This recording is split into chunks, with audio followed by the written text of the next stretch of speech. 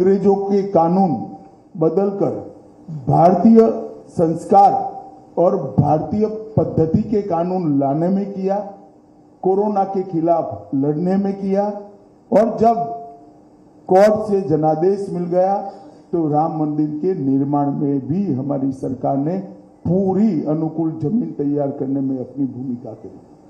Congress party एक झूठ फैलाकर जनता के बीच में भ्रांति पैदा करना चाहती है। मैं ये बात स्पष्ट कर देना चाहता हूं कि Bharatiya Janata party ST, SC, OBC के आरक्षण की समर्थक है और हमेशा इसके संरक्षक के रूप में अपनी भूमिका निभाएगी। ये बात नरेंद्र मोदी जी ने भी कई बार सार्वजनिक भाषणों में स्पष्ट की। एसटी, एससी, ओबीसी के आरक्षण में किसी एक राजनीतिक दल ने अगर डाका डाला है तो वो कांग्रेस पार्टी ने डाला है। सबसे पहले उन्होंने संयुक्त आंध्र प्रदेश में मुसलमानों को रिजर्वेशन दिया। वो रिजर्वेशन के कारण ओबीसी का रिजर्वेशन कटा।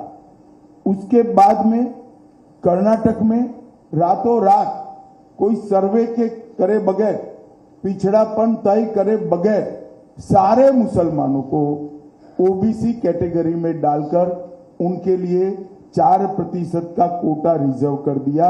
इससे भी पिछड़ा वर्ग का रिजर्वेशन कटा है।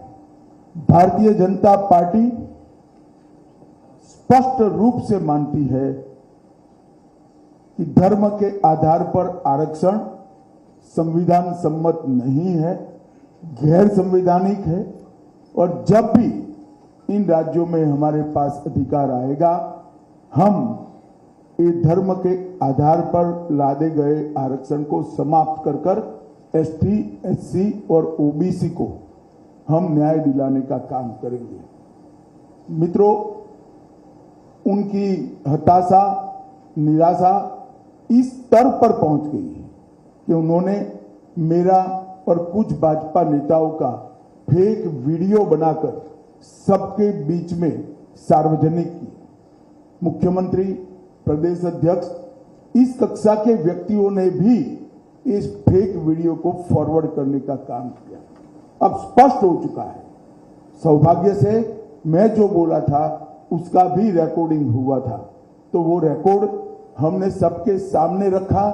दूध का दूध, पानी का पानी हो गया और आज कांग्रेस पार्टी के प्रमुख नेता क्रिमिनल ऑफेंस को फेस कर रहे हैं। ये जो कृत्य है वो उनकी हताशा और निराशा का द्योतक है। जब से राहुल गांधी कांग्रेस की कमान संभाले हैं, राजनीति का स्तर नीचे नीचे नीचे ले जाने का काम कर रहे हैं और ये इसका चरम है। लोकसभा में चर्चा न हो देना, राज्यसभा में बहिष्कार करा देना, शोर शराबे करना और निराधार झूठ बोलकर प्रजा में भ्रांति फैलाने का काम लगातार उनके नेतृत्व में कांग्रेस पार्टी कर रही है।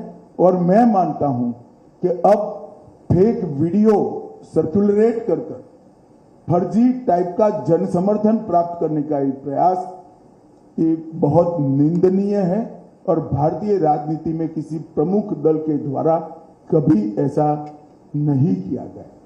भाई और बहनों, मेरी आप सबसे करबद्ध निवेदन है, सत्य को जनता तक पहुंचाइए। जनता को गुमराह जो करना चाहते हैं उनको अपने सिद्धांतों के आधार पर, अपने कार्यक्रमों के आधार पर और अपने घोषणा पत्र के आधार पर चुनाव लड़ना चाहिए। फेक वीडियो सर्कुलेट कर नहीं, भारतीय जनता पार्टी के घोषणा पत्र को तोड़ मरोड़ कर जनता के बीच में झूठे तरीके से रखकर चुनाव नहीं लड़ना चाहिए। 1 मिनट के लिए ये वीडियो, दोनों ओरिजिनल वीडियो और फेक वीडियो मैं आप सबके सामने रखना चाहूंगा। उसके बाद में आपसे सवाल जवाब लेंगे। धन्यवाद। मैं यहाँ कहकर जाता हूँ, भारतीय जनता पार्टी आवाज भाई तो एक गैर संवैधानिक मुस्लिम रिजर्वेशन को हम समाप्त कर दे। भाई फिर से करना पड़ेगा, आवाज नहीं है। तेलंगाना के मैं यहाँ कहकर जाता हूँ। और फिलहाल के लिए इस बुलेटिन में बस इतना ही।